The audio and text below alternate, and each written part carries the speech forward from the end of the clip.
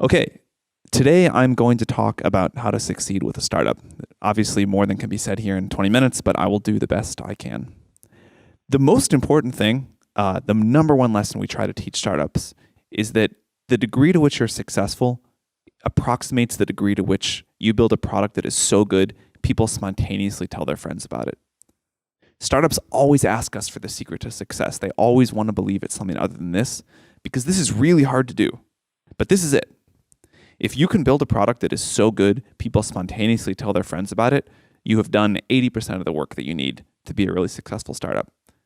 If you think about the most successful companies you know, Google, Facebook, whatever, you probably found out about them because a friend of yours said, you got to try this, it's great.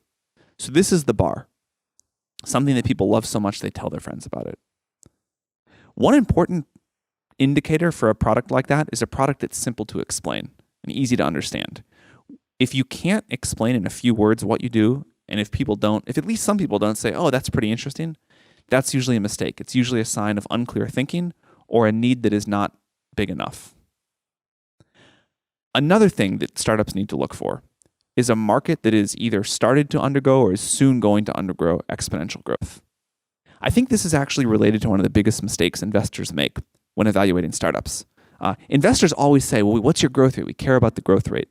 Investors will forgive smallish revenue today if it's growing quickly. For some reason, people don't think about markets this way. But if you think about the most important startups, they are the ones that I start in small markets that are growing very, very quickly. 11 years ago, the market for iPhone apps was $0. It's now huge. And I think if you only think about the TAM today, you'll make a big mistake. What you really want to do is identify a market that's going to grow every year and be able to ride that up elevator. A really important thing to figuring this out is learning how to differentiate between real trends and fake trends. A real trend is something that's actually going to happen and a fake trend is not, or at least not yet. And before you make a big bet on a new platform, you want to make sure it's real. Now, there's an easy trick for this, which I'll share now. Real trends are ones where a new technology platform comes along and the early adopters use it obsessively and tell their friends how much they love it. A fake trend is one where people may buy the product, but don't use it, or at least not enough. So an example of a real trend, I already mentioned the iPhone, I'll mention that again. When the iPhone first came out, many people were dismissive because they only sold 1 million or 2 million that year.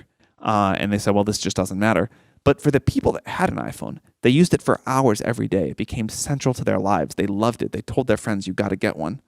And I think it was obvious then to people paying attention that something had fundamentally shifted. And we had a new computing platform that was going to spawn huge businesses. And it was a good time to bet on mobile apps. A fake trend, or at least a fake trend as of August 2018, I would say is VR. I do believe VR will be big someday, but today most people that I know that own a VR headset use it never or very rarely. And so although a lot of people talk about it, and maybe even a lot of people buy them, there's not the intense usage per user among the early adopters that I think you want to see before you make a big bet. Another thing that startups need, at least one evangelical founder, usually the CEO.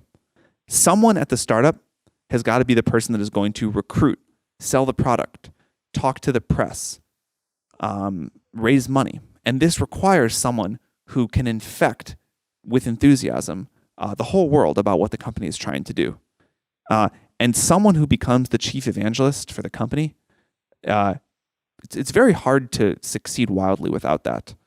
It's very hard to build a team at all without being able to do that. One thing that helps for this is having an ambitious vision. You never want to be grandiose, that turns people off, but you want to let yourself grow more ambitious over time. And as long as you do that organically, people will respond. Ambitious visions are exciting, they're fun to work on. In fact, I think in 2018, at least in Silicon Valley, it's easier to start a hard startup than it is to start an easy startup. Now, this sounds paradoxical, but ambitious projects are interesting. In the current environment, it may be relatively easy to raise capital, but it's really hard to do everything else. There's so many startups. It's so easy to start one. They all sound so promising that bringing together enough talent in one organization is really hard to do. And if you're working on a problem that may be modestly successful, it's kind of easy to get the first few people to join. You can give them a lot of equity. But then it gets really hard. Why is employee 20 going to join? Why does this matter to the world? Why should someone work on your startup versus any of the other things they could do? And picking something that matters if you're successful is a great way to do that. And so I think it's really important to think about when you're starting the company, how is this going to evolve into a vision that a lot of people want to help with, that a lot of people want to be associated with? Because I think getting talent and getting mind share is really hard in the current environment. And people are interested in startups that matter. Another thing that we've noticed among our best founders again and again and again is that they have a confident and definite view of the future. They may be wrong, and so we say it's good to be confident and flexible, but this idea that you are confident and definite, this is what I think is going to happen, or this is what is going to happen, and being relatively sure of that, having courage of your convictions, being a clear leader, saying we're going to do this, and that's why, even in the face of a lot of doubt, that seems to really correlate with success.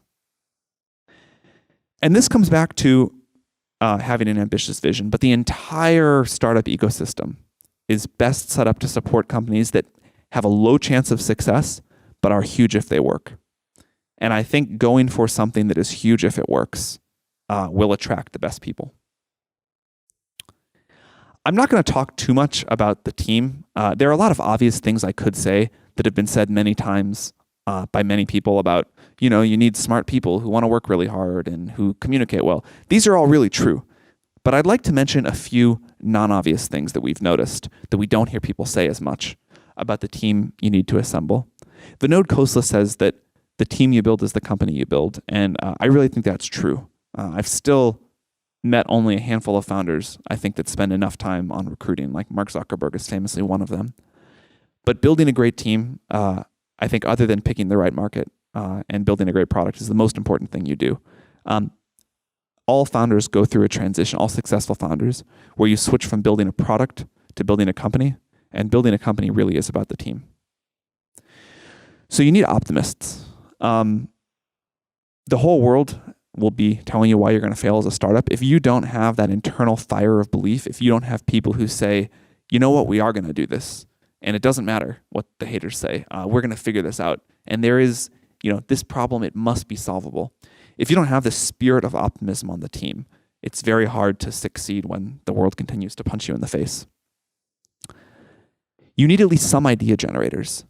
There are a handful of people in any company that has gone on to be really successful that I've been able to work with who are just really good at coming up with lots of ideas.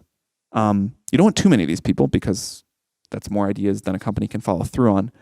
But having some people within a company that are just constantly throwing out new ideas, most of which will be bad, turns out to be super important to have on the team.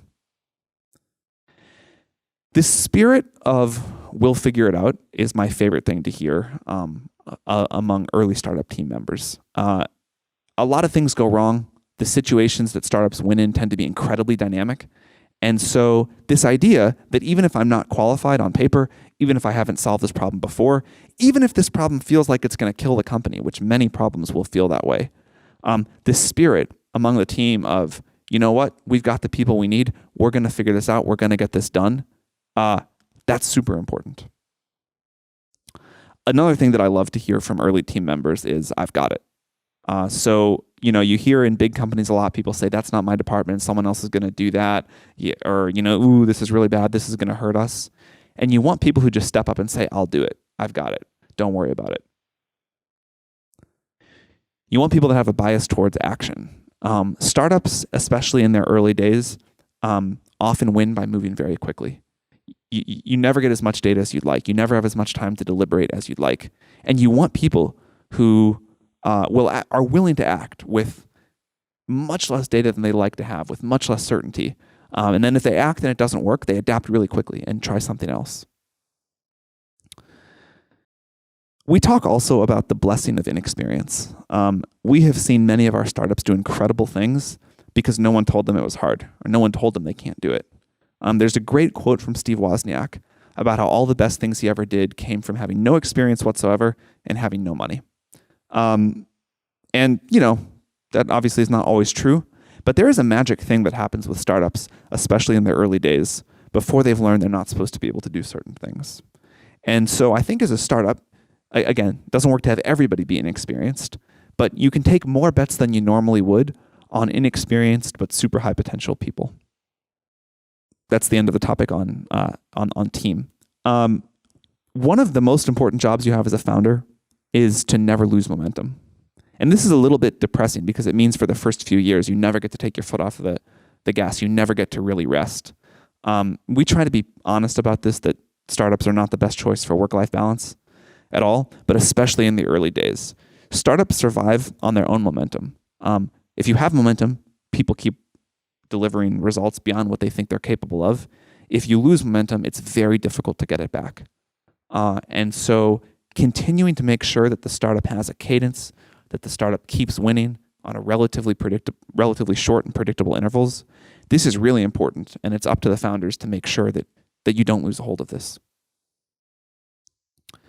Another thing that we think startups need is a competitive advantage over time. Now, this is something that sounds so obvious, I hesitated to even put it in. This is well discussed, but we're seeing more and more startups apply to YC, and when we ask them, so what is the long-term monopoly effect here? What is the long-term competitive advantage? Where is the network effect in this business? They look at us like it's the first time they've ever heard this question. All of the really great businesses I know have an answer to this question. And in fact, the better they are, the more they pretend not to. But this is something that you want to have a plan for. Another thing you want to have a plan for is at least a sensible business model. You don't have to have it all figured out at the beginning. But when we ask founders, so how are you ever going to make money? And they look at us like it's the first time they've ever been asked that question, which happens more often than you would think recently. That's a bad sign too. Again, this one is so common that I hesitate to put it in here. But when we ask a startup how they're going to grow, how they're going to get users, and they look at us like it's the first time they've ever heard that question, bad sign. So some sensible idea to try here first. Paul Buchheit once spent a bunch of time one of the YC partners, spent a bunch of time looking at the traits of our best founders and tried to distill down what they were. And he came up with frugality, focus, obsession, and love. I think that is really good. I don't have much to add. But I think these are things that you should be able to say about what you're doing and you as a founder. And finally, I want to talk about why startups get to beat big companies. There are lots of reasons. I'm going to talk about a few common ones here. I think these trends are valuable enough that as you evaluate startup ideas you might do, it's worth thinking about if you fit into these. Because it's really hard for startups to beat big companies most of the time. And here are some areas where we see it happening repeatedly. So I think one difference is if you are a product manager at a big company and you want to do something that sounds like a bad idea but is a good idea, you have to get everybody from your boss, sometimes all the way up to the CEO, to say yes. So one no can kill you. If you're a startup, you can go to YC Demo Day. Any number of the thousands of investors can say yes, and you get to have a crack at it. So it's a very different mindset. And for those ideas that sound bad but are good, because of this phenomenon, this one no versus one yes, startups can win. In fact, startups usually do beat big companies in that category of ideas. So look for ideas that sound bad but are good, and where you are much more likely to get one yes than someone at a big company is to get all yeses. Another area where startups usually beat big companies are in very fast-changing markets. Startups' great advantage is in agility and speed. The more a market is changing, the higher the number of decisions you get to make, and the higher number of tweaks to your product and your strategy you get to make. And you want to optimize the number of those decisions that someone has to make to compete with you, because a big company will make them on average worse and certainly much slower than you do. So the speed of market evolution gives you a lot more chances to compound your advantage over a big company. And then finally, startups usually win on big platform shifts. Many people have observed that startups come in these clusters. Those clusters usually come after a big platform shift. We'll stick with the iPhone example here. Uh, After mobile apps became a thing, many new companies got started that are now quite valuable. And one of the reasons here is, most large companies work on sort of an annual cadence at least. And when there's a huge platform shift, they are not good at making a big enough strategic pivot. The battleship just turns too slowly. Whereas a startup can say, wow, woke up this morning, the world is fundamentally different than it was 6 months ago. We're going to go all in on this new direction. And so that's a way that startups usually win. Or that's an area where startups usually win. There are many others, but thinking about these three, I think, is directionally a good thing to do. All right. That's all I've got for today. Jeff, thank you very much for having me and for the class.